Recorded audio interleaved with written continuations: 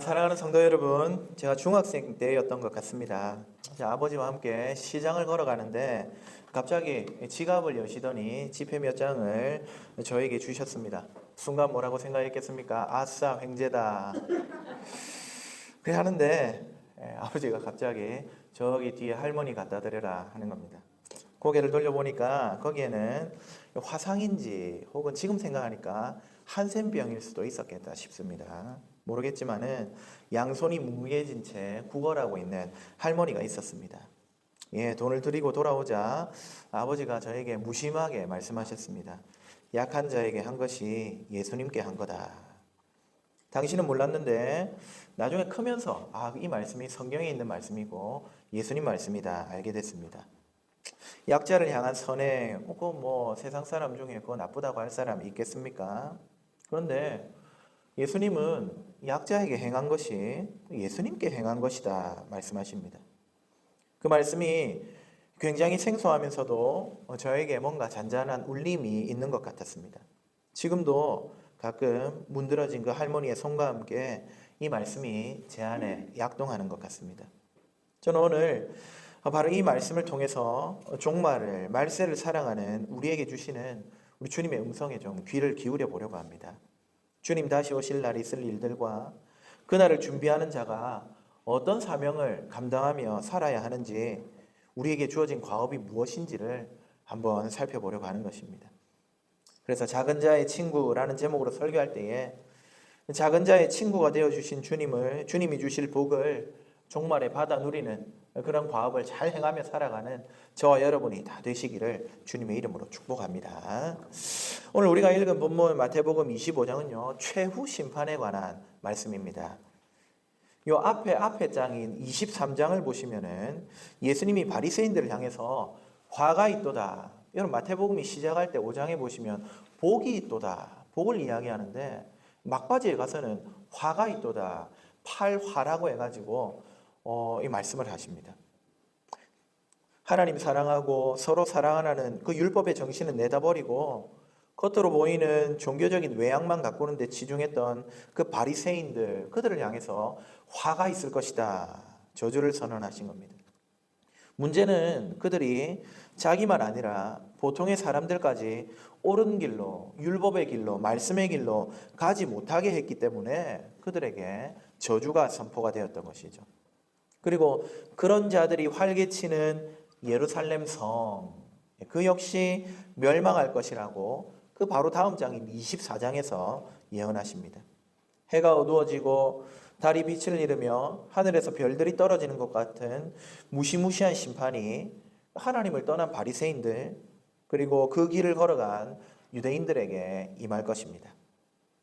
이와 같이 진노와 심판을 말씀하시는 23장, 24장의 그 맥락 가운데 자연스럽게 우리 예수님은 세상의 종말에 있을 최후 심판을 말씀하시는데 그게 바로 마태복음 25장입니다.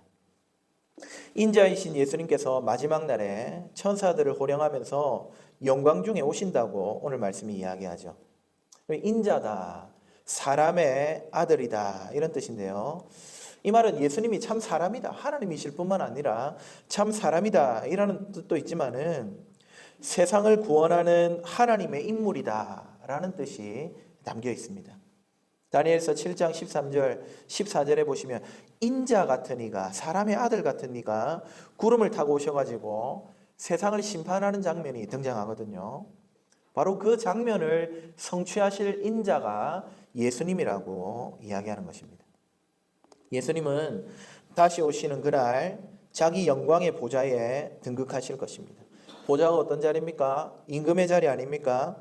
온 세상 왕이신 예수님은 재림 때에 진정한 왕좌에 앉으시고 만국을 다스리실 것입니다. 그런 의미에서 재림은요, 우리 주님의 대관식 날이다. 그분이 왕좌에 오르는 날이다 볼 수 있습니다. 물론 지금도 우리 주님의 다스림은 만유에 뻗쳐 있습니다.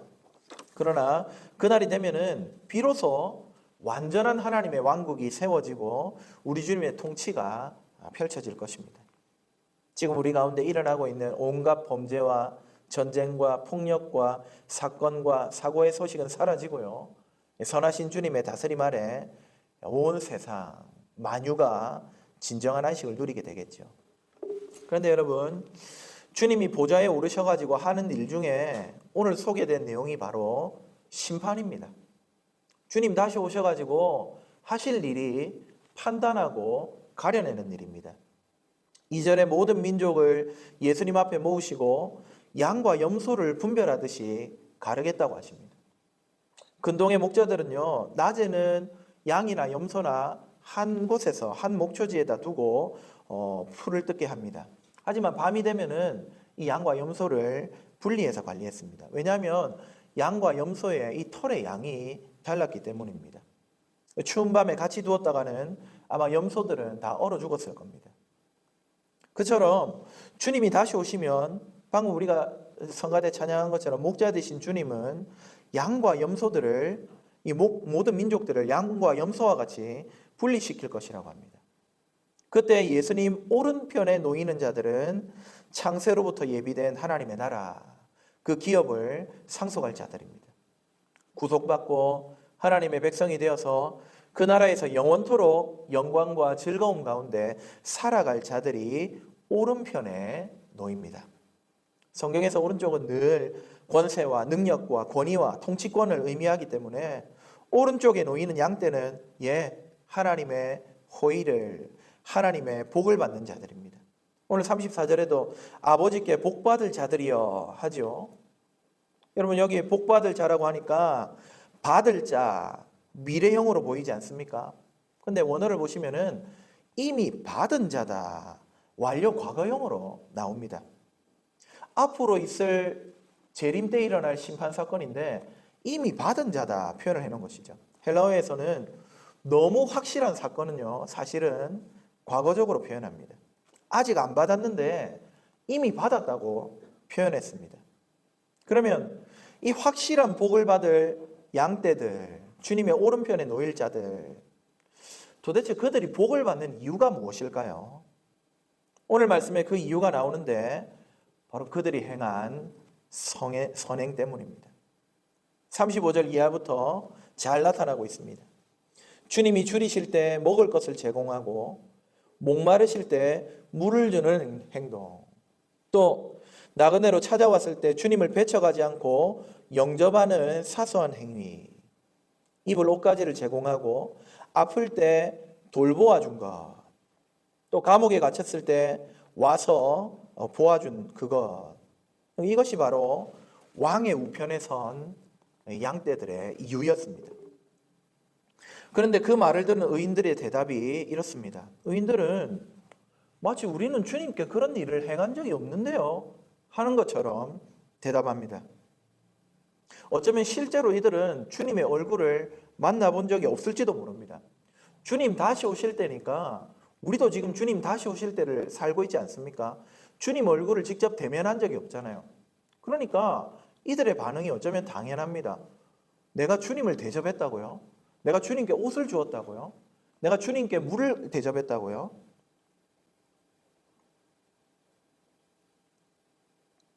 다 그런 그들에게 예수님이 다시 말씀하십니다. 그들이 비록 주님을 향하여 직접적으로 선을 행한 것은 아니라 할지라도 예수님의 형제 가운데 지극히 작은 자 하나에게 한 것이 바로 나에게 한 것이다. 예수님께 한 것이다. 주님은 말씀하십니다. 마치 예수님과 지극히 작은 자를 동일시하는 마치 한 인물인 것처럼 주님은 말씀하고 계십니다. 혹자들은 이 이야기를 잘못 이해해서 내가 선행을 행하면 천국에 갈 수 있구나. 주님 앞에 복을 받을 수 있구나. 오른편에 설 수 있구나 생각할지도 모르겠습니다만은 그것은 아닙니다. 우리가 아는 대로 우리 주님이 주시는 구원, 주님이 주시는 영생, 영원한 복은 오직 예수님으로만 말미암습니다. 착한 일을 좀 했다고 해서 우리에게 영원한 복이 주어지는 게 아니라는 겁니다. 그럼 오늘 이 말씀을 우리는 어떻게 이해해야 할까요? 오늘 이 지극히 작은 자를 이해하는 데서부터 시작할 수 있습니다. 오늘 예수님은 지극히 작은 자와 예수님을 동일시합니다. 작은 자 곧 예수님입니다. 근데 성경에 보니까 특별히 이 말씀이 기록되어 있는 마태복음을 보니까 작은 자들은 보통 어린아이들입니다. 동시에 놀랍게도 예수님은 마태복음 10장 42절, 18장 6절, 10절, 14절에서 자기 제자들을 어린아이에다가 비유를 하고 계십니다. 즉 예수님의 제자들, 그들이 바로 낮은 위치에 있는 자, 취약한 자인 어린아이와 마찬가지인 인물들이었던 것이죠. 그것을 오늘 말씀과 연결해서 생각해 보면은 지극히 작은 자는 어린아이 같은 약자인 제자들인데 이 제자들에게 선을 베푼 것이고 예수님께 한 것이고 그것은 예수님을 신뢰하고 섬긴 일이기 때문에 이 의인들이 주님 우편에 구별될 수가 있었던 겁니다.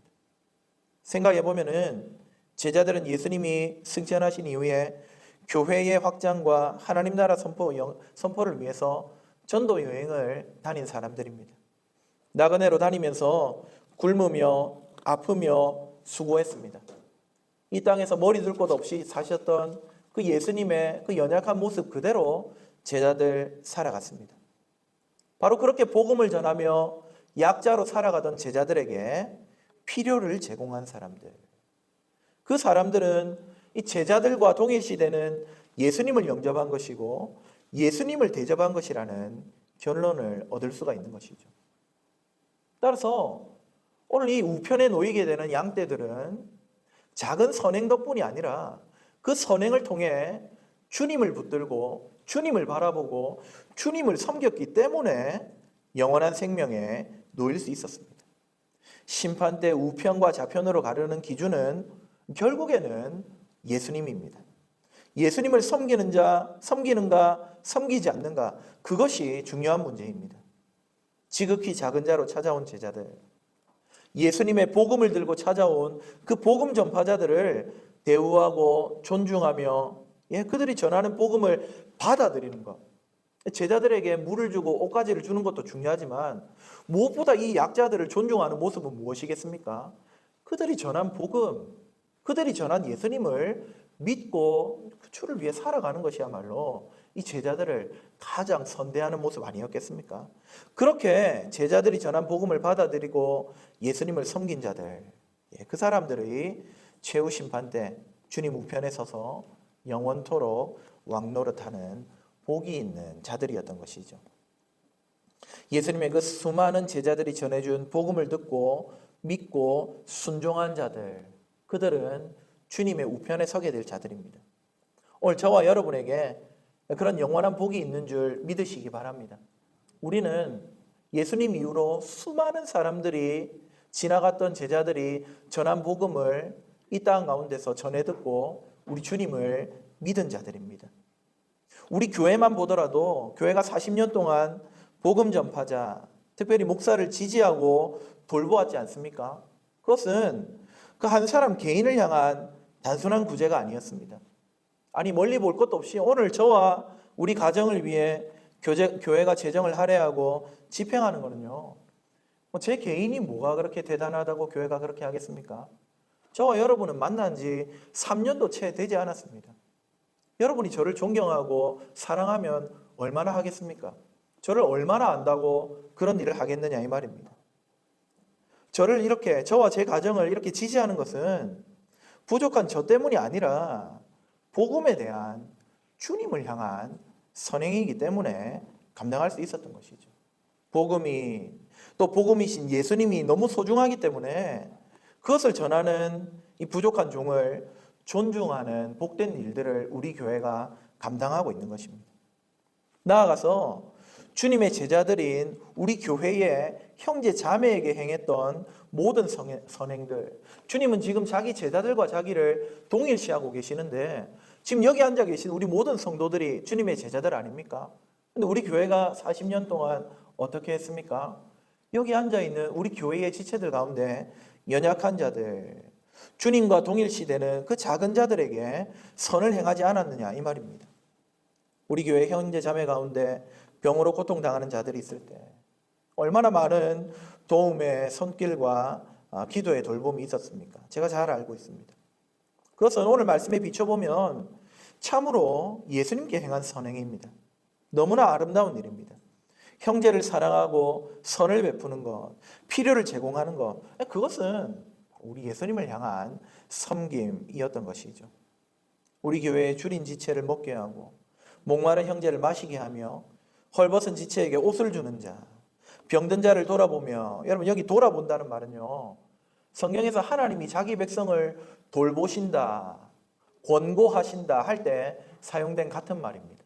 하나님이 우리를 돌보시기 위해 찾아오시고 애쓰시고 또 은혜를 주시는 것처럼 우리 옆에 있는 지체들을, 병든 자를 돌아보는, 그렇게 신방하며 위로하는 자들, 그 모든 행위는 우리 예수님을 향한 선행이었습니다.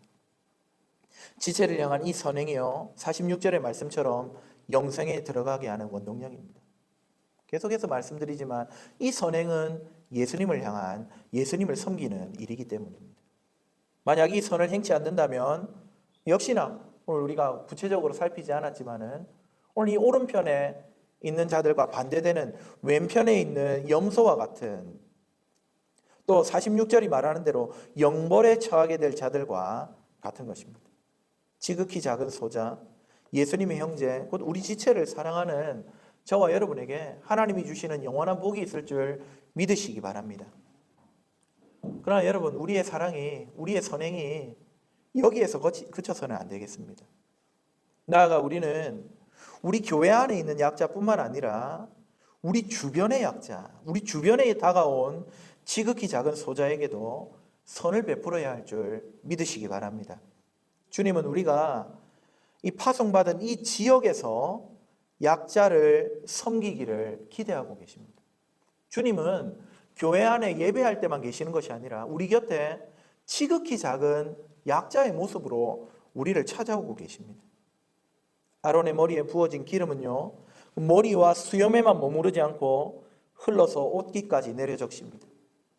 우리가 주님으로부터 받은 사랑, 주님이 우리를 그 오른편에 두시는 이 복을 받았다면은 우리는 우리 주변의 낮은 곳에 있는 자들에게로 이 복이 흘러가도록 노력해야 마땅한 것입니다.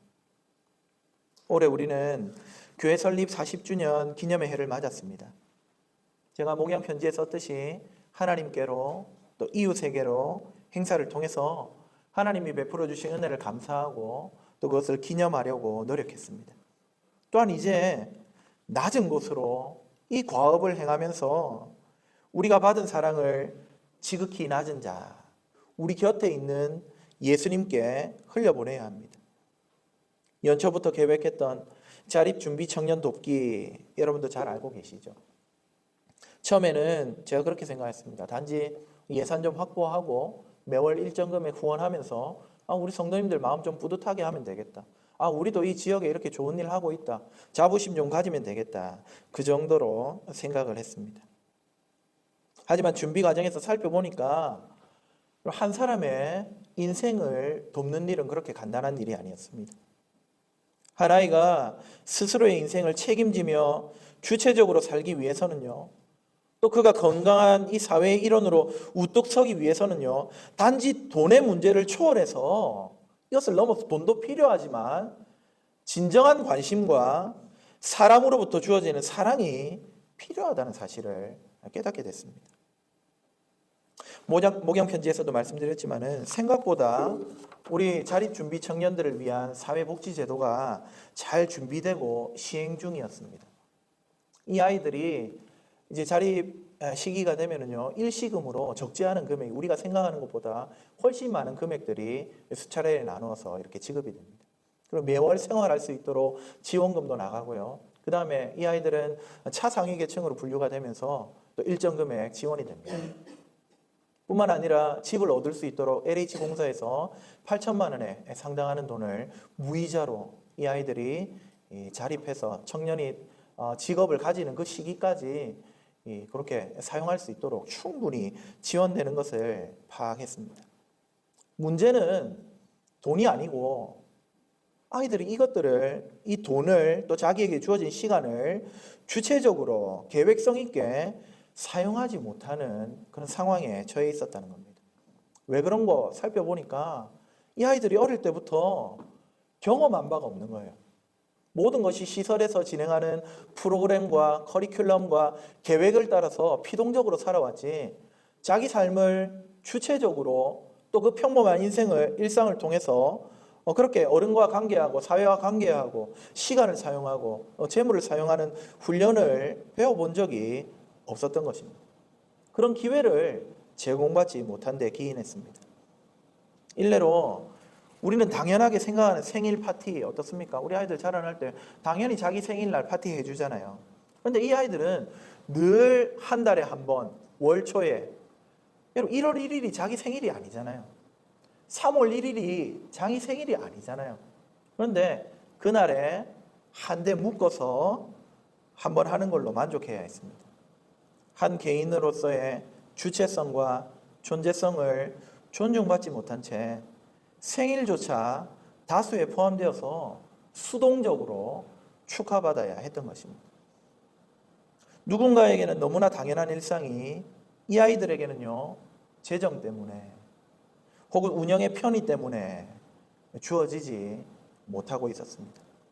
마트에서 장을 보고 대중목욕탕을 이용하는 지극히 평범한 일들조차 이 아이들은요, 시설에서 커리큘럼을 짜야 하고 시간을 정해야 하고 차량을 대여해야 하고 예산을 확립해야 하고 그렇게 과정, 프로그램을 통해서만 경험해 볼 수 있는 일이었습니다. 그러니 결국 성인이 되어 본인이 주체적으로 꾸려나가야 할 삶의 사소한 부분들을 두려워하고 또 막막해하고 그런 결과들이 나온 것이죠. 이것이 이 자립준비 청년들이 직면한 본질적인 문제였습니다. 저는 그래서 우리 교회가 이 본질적인 문제에 좀 더 관심을 가지면서 지금 자라고 있는 아이들이 훌륭한 시민사회의 일원으로 또 한 인격체로 자라갈 수 있도록 지원하고 도울 수 있으면 좋겠다. 이 지극히 작은 자들에게 아주 평범한 일상을 선물할 수 있으면 좋겠다 생각합니다. 그렇게 하는 것이 우리 예수님께 하는 것이라고 절제적으로 믿습니다. 그래서 목양 편지를 통해 말씀드린 이 프로젝트 B45를 시행하려고 하는 겁니다. B는 뭐겠습니까? Born to be loved. 사랑받기 위해 태어났다. 이걸 아이들에게 알려주고 또 B는 뭐겠습니까? birthday의 B. 생일을 우리가 이 45명의 아이들의 생일을 좀 챙겨줄 수 있으면 좋겠다. 한 아이에게 필요한 생일잔치 비용은 약 한 10만 원 정도입니다. 왜냐하면 한 명 생일일 때 45명 다 모아서 하는 게 아니라 이 아이들이 생활할 때 8명, 9명 정도 이렇게 하우스라고 부르더라고요. 그 그룹을 지어서 이렇게 생활하는데 생일잔치는 그 그룹마다 이루어지고 있다는 걸 알게 됐습니다. 그래서 한 아이 생일잔치면 이 아이 생일 케이크 사는데 한 3만 원 들고 그 다음에 한 9명, 10명 정도 모여서 먹을 간식 준비하는데 한 6, 7만 원 들고 그렇게 하면은 10만 원 정도의 비용이 필요한 것 아니겠습니까? 우리 성도님들이 바로 이 한 아이의 생일 잔치를 좀 열어줄 수 있는 넉넉한 마음이 있으면 좋겠다 싶습니다. 여러분 1년에 한 번이잖아요. 생일은 1년에 한 번 10만 원이니까 우리가 만약에 한 아이의 생일을 책임진다고 하면은 한 달에 9천 원입니다. 한 달에 9천 원이면 하루에 300원입니다. 하루에 300원이면은 우리가 이 아이들 각자의 삶을 축복하고 너는 정말 사랑받을 자격이 있는 아이라고 격려할 수 있습니다. 방치되고 폭력에 노출된 아이들. 어떤 분이 그러시더라고요. 그 아이들 학교 가는 거 봤는데 얼굴이 되게 밝고 포동포동 살도 찌고 옷도 좋은 거 잘 입고 있더라고. 맞습니다, 여러분. 이 아이들은 제가 지난주에 말씀드렸다시피 80%의 아이들이 부모가 있습니다. 부모가 있는데도 시설에 와서 살 수밖에 없는 상황.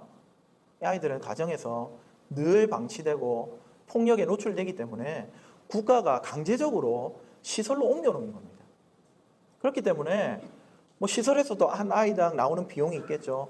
의복비가 있겠죠. 또 가정에서도 어쨌든 부모이기 때문에 옷은 해 입히고 또 먹는 것도 이렇게 할 것 아닙니까? 그래서 겉으로 보이는 아이들의 외모는 괜찮을 수 있습니다. 얼마든지 그렇게 보일 수 있습니다. 하지만 여러분 생각해 보십시오. 아이들이 6세, 7세가 될 때까지 말을 못합니다. 기저귀를 차고 있습니다. 겉으로 보기에는 멀쩡한데 사회성이 결여되어 있습니다. 45명의 아이들 가운데 20명 아이들이 ADHD, 과잉행동 장애 약을 먹는 가운데 있습니다. 그렇지 않으면 아이들이 그 분노를 조절하지 못하고 억눌린 마음을 폭력적으로 행사할 수밖에 없기 때문입니다. 그래서 이렇게 방치되고 폭력에 노출된 이 아이들이 맞으면서 무슨 생각하겠습니까? 아, 나는 세상에 쓸모없는 존재구나. 나는 괜히 태어났구나. 나는 버려줘도 마땅하구나. 여러분, 그런 상처를 치유받을 수 있도록. 아니야, 너는 이 땅에 태어난 게 하나님의 섭리 가운데 하나님의 사랑을 받기 위해 태어난 아이라고, 축하받을 자격이 있다고, 사랑받을 이유가 있음을 우리 교회가 알려주면 좋겠습니다. 한 아이를 키우기 위해 온 마을이 필요하다고 했습니다. 우리가 이 아이들의 가정은 되기 힘들겠지만 마을이 되어줄 수는 있다고 생각합니다. 우리 교회와 함께 웃고, 우리 교회와 함께 행복하고, 우리 교회를 통해 이 아이들이 어른의 사랑을 받을 수 있으면 좋겠습니다. 이 일을 여러분들이 꼭 기억하시고 참여해 주시기를 이 자리를 빌어서 부탁을 드립니다. 말씀을 맺겠습니다. 지극히 작은 자에게 한 것이 곧 주님께 한 것입니다. 오늘도 작은 자의 모습으로 우리를 찾아오신 주님을 영접하고 대접합시다. 복음을 믿고 순종합시다. 우리 교회 안에 있는 지체를 얼싸안고 사랑합시다. 나아가 방임과 학대받는 아이의 모습으로 우리를 찾아오시는 주님께 선을 행하여서 마지막 날 아버지께 복을 받는 우리 주님의 오른편에 있는 양떼가 다 되시기를 주님의 이름으로 축복합니다. 아멘. 우리 주신 말씀을 기억하면서 찬송가 218장 찬양합시다.